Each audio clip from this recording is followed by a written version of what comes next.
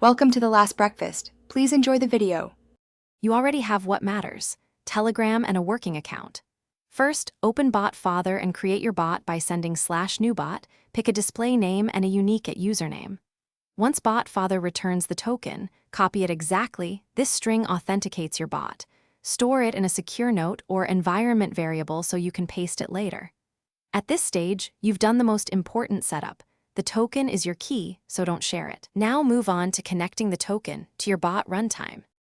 Once you have the token, deploy the bot code. Pick a runtime local for development or a VPS/serverless for production, and install the Telegram SDK that matches your language. Implement a minimal handler. Respond to /start, log incoming updates, and test with long polling first because it's easy. If you need scale, switch to webhooks. Configure an HTTPS endpoint and set the webhook URL with set webhook. Make sure your code logs errors and confirms that message. Finish by polishing the bot. Register commands with Bot Father, add a profile image and a clear description so users know what it does. Deploy to production and monitor logs and rate limit warnings.